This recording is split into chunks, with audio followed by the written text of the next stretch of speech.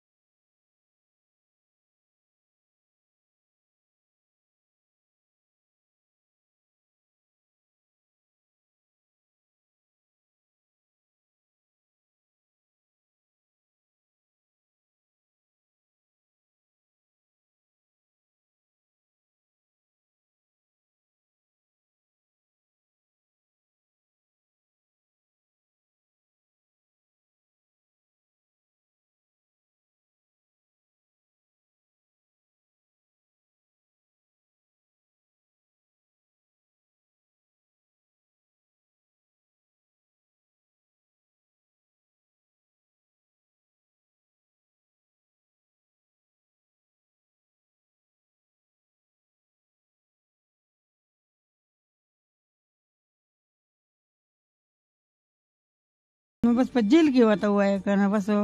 دا وخت کې په دې کوټه کې څوک عمر تېرولی شي خو مجبور یې ډېر سخت مجبور یې ځکه مجبورۍ د لاسه دلته عمر تېرو زما چار کېدې زما وس کېدې نو زه په دې ځای کې اوسېدم وس مې نه کېږي که نه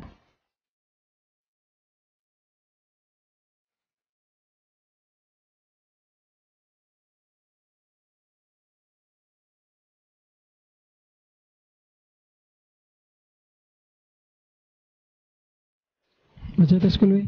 نه ولې؟ پیسو د لاسه بابا دې څونه وخت شو چې پاک رسېدل؟ 2 کاله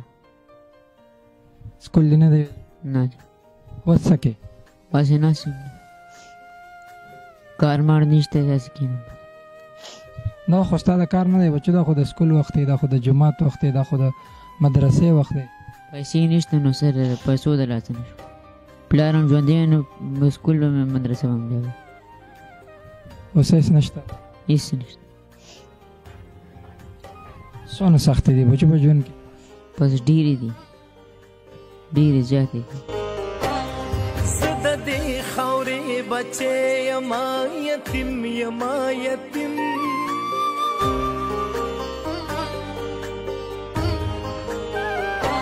او زه د دې خاورې بچی یما یتیم یما یتیم پیابللې ولې ژاړې بچی؟ افغان د لاسه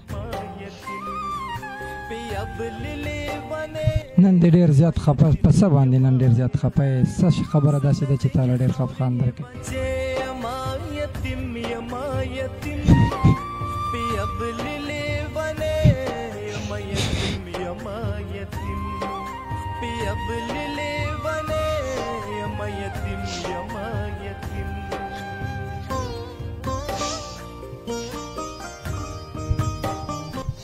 بچې ته سکول وی؟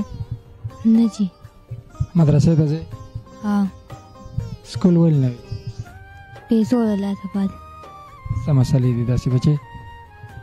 بس پلار مې بیمار و او پیسې راځه نه وي دغه شان ناست وم اوس څه کې نن سبا سکول ته ځې که دغه ته مدرسې ته؟ نه نه ځم اوس دغه شان کور کې ناست یم میوې ته خرڅې؟ ها څونه خرڅ ته ورځې کېږي بچو؟ بس ورځې لږ شل کېږي له 100 روپۍ چې تاسو وګټئ نو په هغې باندې اول کوئ څه؟ بس میل پیک پې راوړو یوه ډوډۍ 2-3 ډوډۍ پسې راوړو کله چې نهاره شپه په ژوند کې راشي بچې شپه څنګه تېرېږي بیا؟ بس سخته یې نه دغه شان تېره شي په دغه پردو جامو کې پردو پیدار کې وخت تېر کړو بس هر چا جامو ته هر څه ته خفه کېږو دغه شان خورای دا بچیان چې د کومه خبره کوي چې کپړې پیزار هر څه د بل د لاس نو دا واقعي ده چې چمګاونډ کې خلک درکې خپل امضا نه چرته نه جوړې کړي نور په زندګۍ کې خبره چې نم جامه سم خپلول نم پیزار ولنو یو بل لا کړي بچی مې ما غوندې منګې ما غوندو دې خلکو سره خو کې یو را کې بل لا کې بس په دغه باندې ټیم دی پاس کېږي سړی د اختر شو قدر جامې نه د غم خاطر جامې نه سړی له څومره خفخان ورځي خیري ځل دې ځانه کله خپلې جامې د ټولو بچو له ځانه اختر لا اخېستې یاد دي چې واده شوي مې سوي په ژوند کې چېرته یو ځل به اخېستې یو نو ټول هغه یو بل لا کړي یو بل باندې هغه باندې بس عمر تېرون ژوند یې تېر ژوند مې نور څنګه تېرېږي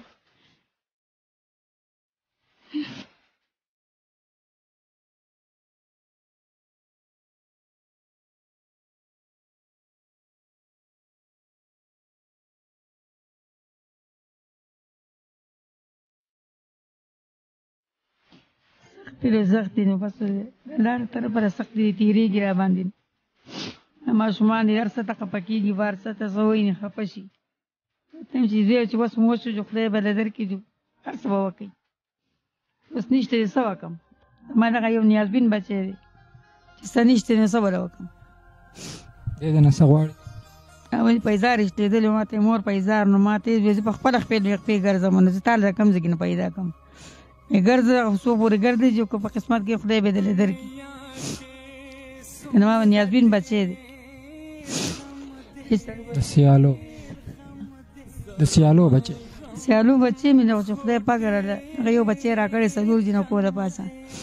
چې اوس مې ورته نشته دی نو بس ناست چې دی داسې ورځ راشي چې د شپې 2 شپې هم نارې تېرې کړو 3 تېرې کړو هغه شپه را تېره شي ورځ به تېره شي خورای کله چې خویندې کونډې شي په معاشره کې نو دا به خامخا خپیال به ګرځي یا نهاري شپې به تېروي د دوی دا ژوند به خامخا همداسې وي نو خامخا داسې پکې چې یاره پلار کورونه وداني که کونډې شي نو پروا یې نشته زمونږ غریب سړي دپاره چې کونډې شي نو هغه ډېره غټه مجبوري بیا غټ تکلیف یې دی نه بل غټ تکلیف نه وي بس د الله رسېډه ده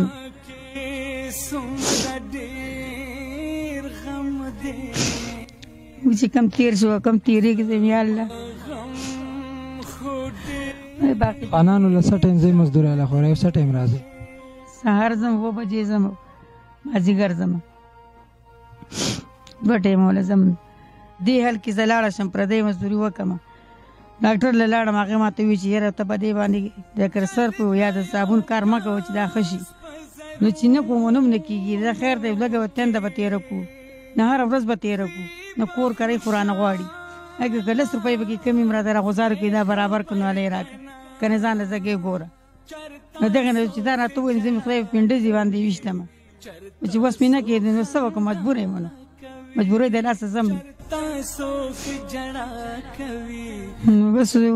لږه تنده خو تېروم موږ هم تېره کړو ماشومان دي ورځ به راس تېره کړي 2 تېره کړي بیا هم غواړي مور ډوډۍ یا چې ورته یم بس بچی قلار کښېنئ چې نشته دی نو څه به وخورو که یې جو وبخورو چې نه نو څه به وخورو الله دې الله کې چې تاسو به یې وخورئ موږ به یې وخورو چې مې د خلکو غم لیدو خپل غم مې هېر کړو خورئ دا زموږ یو تنظیم د اخلاص ویلفیر ارګنایزیشن د دنیا د ګوټ ګوټ نه مسافر دي ستاسو بچي دي ستارونه دي ستاسو کشران دي هغوی پیسې رالیږي د خپلو بچو د رزق نه یې راشوکئ او وایي داسې یتیمانانو له ځان ورسوئ داسې کونډو خویندو له ځان ورسوئ داسې بچیانو له ځان ورسوئ چې د چا ژوند د سختو سر دی الن سات چې کم تاسو ووایئ چې د دې ماشومې د علاج خبره ده د دې بچي د پیزار خبره ده دا لږې پیسې در لرکوم په دې باندې دوی له چې کم ډاکټر له یې بوځه یا کپړې پیزار څه ضرورت دی هغه ولو که ډېر زر دی انشاءالله راځم ډېرې زیاتې خوشحالۍ به د هغې خلکو له طرف نه راوړم کم چې ستا غیرتمند پښتانه د دنیا په ګوټ ګوټ کې ژوند تېروي دا چا چې سره مرسته کړې ده او یا انشاءالله راتلونکي خلک به در سره ډېرې مرستې کوي هغې خلکو ته څه وینا ده بس الله دې کامیاب کړي او خدای دې له عمر ورکړي د حیا او د عزت څوک زموږ سره امداد کوي الله دې د هغوی سره امداد وکړي چې دومره زموږ د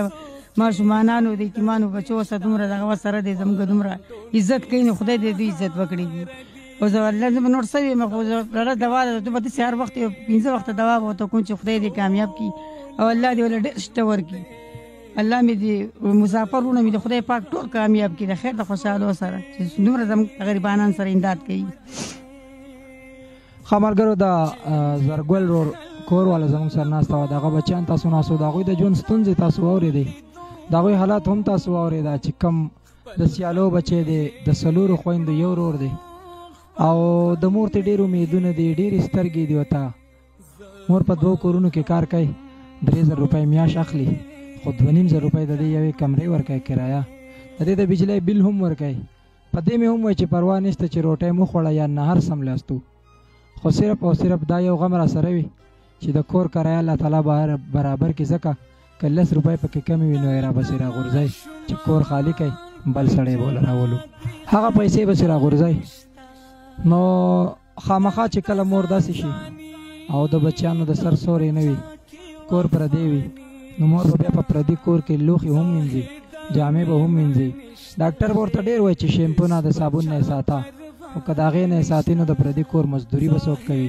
او چې د پردي کور 2-3 روپۍ تنخوا را نشي نو د کور کرایه به څوک ډکوي فیصله اختیار یې په تاسو دی ملګرو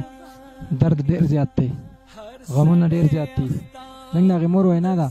وی د واده نه بعد به مې یو ځل که ځان له جامې جوړې کړي وي نو یي به که نه یاد مې نه شي چې اخرنۍ جامې مې اختر له کله جوړې کړي دي ښه ملګرو څنګه چې تاسو د خپلې خور خبرې واورېدې چې عوامي نالۍ د دې کور په مخه باندې بهیږي او چې کله د باران اوبه زیاتې شي نو د باران اوبه یو طرف ته بلکې د دې نالۍ اوبه چې کمې دي نو هغه زیاتې په دې کمره کې بلکې په دې کور کې دننه بهیږي نو هغه تاسو لیدی شئ دا د هغې کور دروازه ده نو دا تاسو لیدی شئ چې د دې نالۍ باندې کله هم اوبه راسیوا کېږي دا به رادننه کېږي دې کور ته. او څنګه چې په دې دروازه باندې رادننه شئ دا هغه کور دی، هغه کمره ده چې په دې کې زمونږ دا خور تاسو به لیدی شئ. دا پاپړ ځان له خرڅئ، دا میوې به خرڅئ، چنچور چپس به خرڅئ. او د دې کور کچن چېرته دی، د دې کچن د دې کور باتروم چېرته دی. نو هغې خو زه هم ډېر زیات حیران یم، خو چې کله مې د خپلې خور نه تپوس وکړو نو کچن هم ډېر په یو عجیبه ځای کې دا تاسو کتی شئ. دا د دې کور کچن دی چې کم د هوا کومه کړکۍ ده د رڼا په تورې مونږ استعمالو، هغه کړکۍ کې دا ټول سامان د کچن دلته کې پروت دی. څه دا ریلونه میلونه دي پردی، بسترې به ګنډي او د ملاستې خو داسې حل دی. دا د کچن چې څومره سامان دی د کټونو لاندې.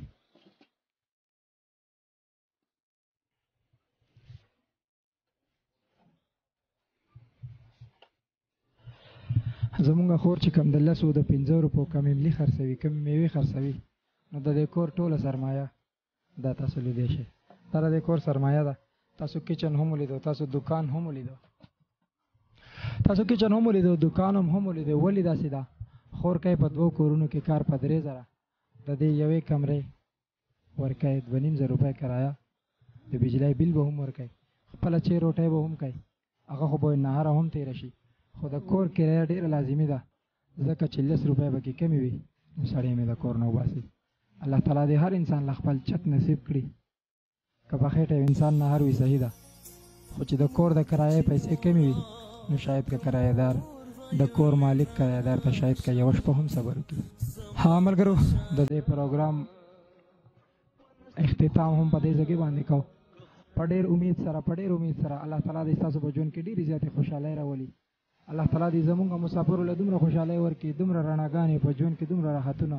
لکه کوم چې زمونږ د یتیم اواز نورو پروګرامونو له تاسو کوم کورونو له خوشحالۍ ورکړي دي. الله تعالی دې تاسو له د هغې بدلې یو په 100 یو په 1000 درکړي. او چې کم ملګري به دې کې ډونیشن کوي، کم ملګري دې له منډې ترلې وهي، کم ملګري د دې کورونو دپاره د دې خویندو دپاره پیسې راغونډوي او د اخلاص سره خدمات کوي، نو الله دې وکړي چې دا عمل زمونږ او ستاسو په هغه لویه ورځ د آخرت زمونږ او ستاسو د نجات ذریعه وګرځېږي. رب ذوالجلال به هم دقه یو دعا وي چې تر د آخرنۍ سلګۍ پورې د الله تعالی زمونږ د یتیم بچي خدمت او د اخلاص خادمان وګرځئ. د ژوند مقصد د ژوند لار مونږ ایله زده کړې ده. الله دې وکړي چې زمونږ د ژوند آخرنۍ سلګۍ هم په دې لار باندې اختتام پذیر شي. خپل ځان ډېر خیال ساتئ. د کیمرامین عمر ایب سره الیاس سهار له ورکه اجازت د الله په امان. السلام علیکم ورحمت الله.